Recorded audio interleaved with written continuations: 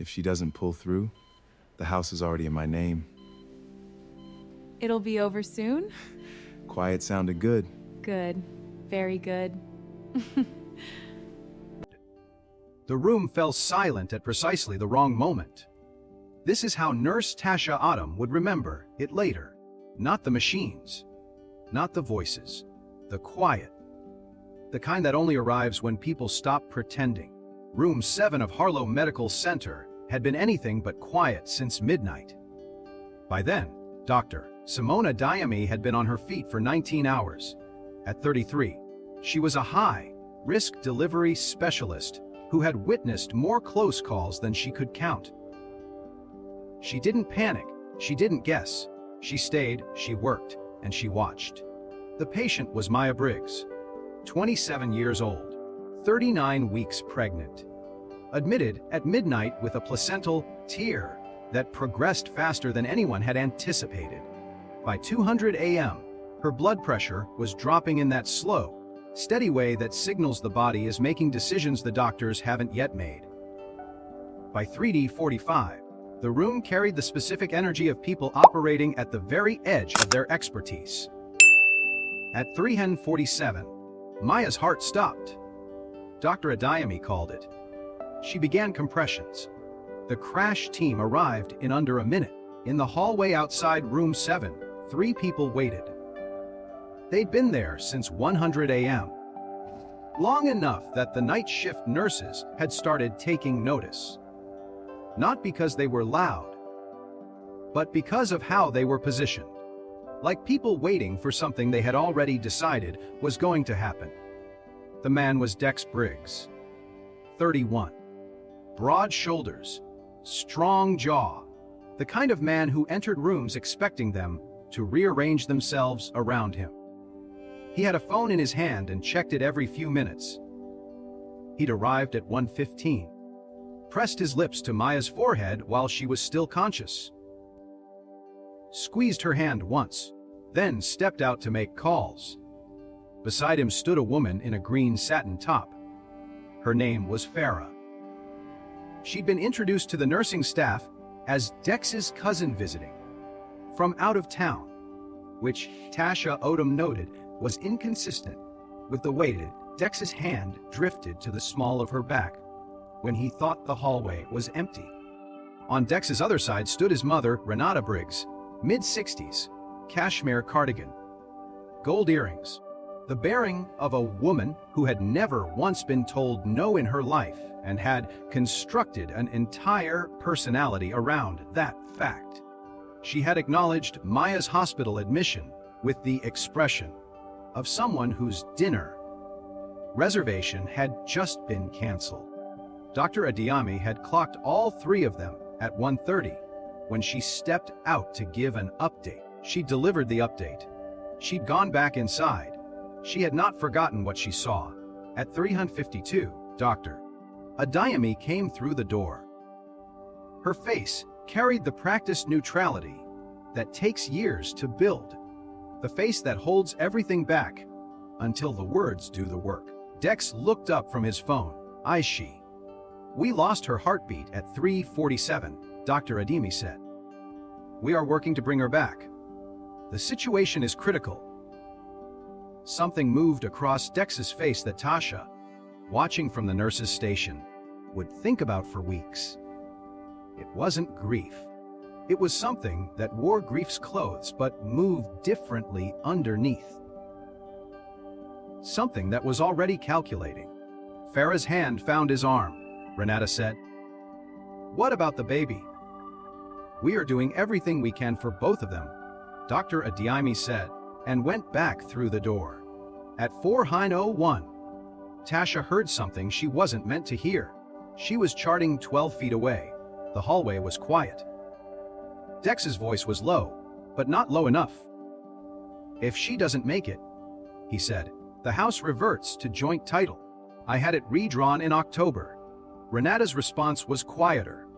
Tasha only caught the last 3 words. Finally, "About time." Farah said nothing. She adjusted the strap of her bag and looked at the door to room 7 with an expression Tasha would later describe as impatient. Tasha set her pen down. She looked at the door. She thought about Dr. Adeyemi on the other side of it, fighting for a woman whose husband was in the hallway, talking about property transfers. She picked her pen back up. She watched. At 4:23, the monitor in room 7 stopped flatlining. It wasn't dramatic. It rarely is. It was a flutter, then a beat. Then a rhythm that found itself the way a person finds their footing after a fall. Uncertain at first, then steadier, then real. Dr. Adeyemi, who hadn't stopped moving for 36 minutes, felt something loosen in her chest that she hadn't even realized was clenched. She stood at the bedside and looked at the monitor. Then she looked at Maya, 27 years old. Dark hair on the pillow, oxygen mask, fragile vitals alive. Then the secondary screen updated. Dr. Adeyemi looked at it for 30 seconds without speaking. Then she called Tasha in. Tasha looked at the screen, then at Dr. Adeyemi, then at the screen again. "Does the family know?" Tasha asked. "No," Dr. Adeyemi said. "Not yet." The way she said not yet carried a weight that neither of them commented on. At 4:31, Dr. Adeyemi stepped back into the hallway. Dex looked up. "She's alive," Dr. Adeyemi said. 2 seconds of silence. 2 seconds where 3 faces moved from whatever they actually were to whatever they decided to show. Dex said, "Thank God. Correct words, correct volume, correct expression." 1 second too slow. Renata said, "When can we see her?" "She's unconscious and needs to remain that way for now," Dr. Adeyemi said. "The situation is still delicate."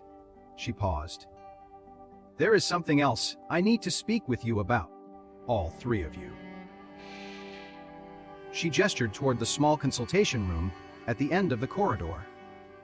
The one with the round table, the box of tissues and nothing on the walls. The room where news gets delivered sitting down. Tasha didn't follow them in. She wasn't invited. But the consultation room had a window onto the hallway, and she had charting that needed to be done at the station directly across from it. She could see their faces. She couldn't hear the words. She watched Dex receive the information. She watched Farah's grip tighten on her purse strap. She watched Renata's hand go to the gold chain at her throat and stay there. Whatever Dr. Adeyemi was telling them, it was not what they had expected. What Dr. Adeyemi told them was this: Maya Briggs had not been carrying 1 baby. She had been carrying 2. The second twin, smaller, positioned behind the first throughout the pregnancy in a way that appeared on early scans as a shadow, had been monitored closely since week 21. Both had been delivered by emergency cesarean during the resuscitation.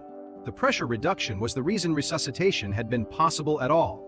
Twin stable, 3 lb11 Oz. NICU, breathing with assistance. Twin B stable, 4 lb1 Oz.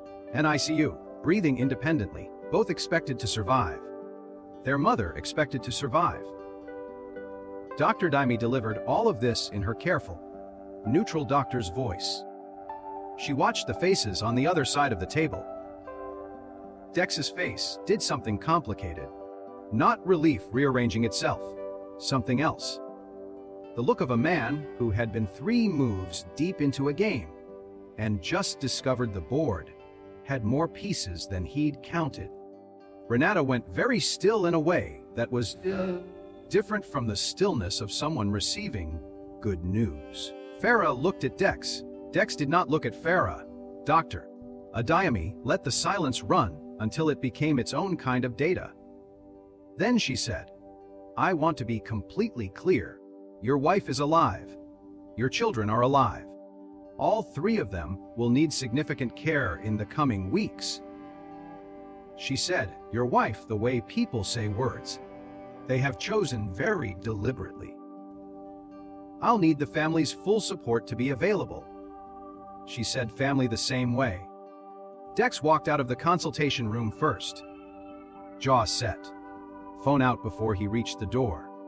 He looked at the screen, put it away, took it out again. Renata walked out second. Her hand went back to the gold chain. She touched it once. Like checking it, it was still there. Farah walked out last and didn't look at either of them. None of the three spoke. After a moment, Dex turned and walked toward the elevator. Not toward room 7. Toward the elevator. Tasha watched him go.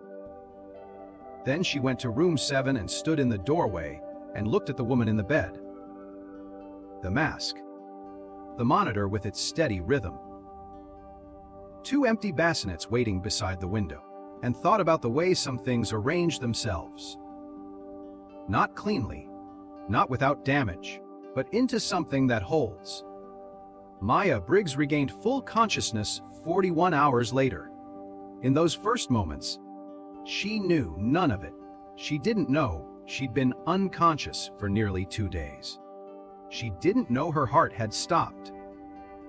She didn't know about the twins 2 floors up, getting stronger by the hour. What she knew was that Dr. Adeyemi was sitting beside the bed, not standing, sitting. Later, Maya would say that was the thing that told her it was okay before any words were spoken. Because doctors who sit are not delivering catastrophe. They are staying. There are some things I need to tell you, Dr. Adeyemi said. I'm going to tell you all of it, and I'm going to be right here while I do. She was. The twins' names came later. Maya asked to see them before she named them. The NCU team arranged it with a wheelchair and more care than was strictly necessary, because Tasha had made certain requests on Maya's behalf that the team honored without asking for full explanations. The first time Maya held both of them, one in each arm, in the soft NICU light, she didn't speak for a long time. She just looked at their faces, tiny and red and stubbornly, completely alive. They were both in there the whole time, she said finally. The whole time. Dr. Adeyemi confirmed. Maya looked at them. Nobody knew. I knew, Dr. Adeyemi said. I'd been watching both of them since week 21. Every appointment. Maya was quiet for a moment. What happened with Dex? She asked it the way people ask questions, whose answers they've already half assembled. Dr. Adeyemi was careful. She was honest. She gave Maya what she needed in the order she could absorb it. Maya listened. Her face went still in the way faces go still when people are deciding not whether to be devastated. They already know they will be, but who they're going to be about it. She looked at her daughters. She thought about 3 people in a hallway. She thought about a doctor who sat down. I want to talk to a lawyer, she said. Before I talk to my husband, I can help arrange that. Dr. Adeyemi said. No pause, no hesitation. The lawyer came on day 4. Dex came on day 5. He brought flowers, real ones from an actual florist, stems wrapped in brown paper, the way expensive flowers come. He stood in the doorway looking at Maya in the bed, and at the 2 occupied bassinets beside the window, and he said her name with the quality of a man who had rehearsed the moment and was now performing it. Maya looked at him. Set down Dex. She told him what she knew. She told him what she had already started. She said it in the calm, clear voice of a woman who had been dead and come back, and was no longer afraid of the things she'd been afraid of before. He spoke. Some of what he said were apologies. They varied in quality. Some of it were explanations, which she let him finish before pointing out that she hadn't asked for them. He left 2 hours later. The flowers stayed. Maya moved them to the windowsill and looked at her daughters. She had decided on their names, Reese and Wren. Her grandmother's middle names, Names that had seemed right for children who arrived against the odds. Reese was sleeping. Ren was awake, studying the light from the window with the focused, serious attention of someone who had just arrived somewhere and was taking inventory. "It's okay," Maya told her. "We've got time." Dr. Adeyemi stopped by room 7 every day for the 12 days Maya was in the hospital. Not always long, sometimes just to check the chart. Ask how the night went. Stand at the window for a moment. Once, when the room was quiet and the twins were both asleep, and the afternoon had settled into itself, she sat in the chair beside the bed the same way she had on the first day.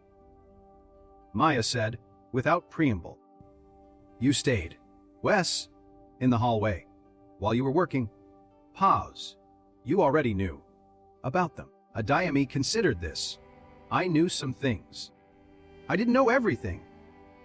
But you sat down when you told me." "I did." Maya looked at Reese and Ren in the soft light. "Thank you," she said, "for staying, for sitting, for all of it." Dr. Adeyemi nodded. She looked at the two of them. Small, determined, impossibly here.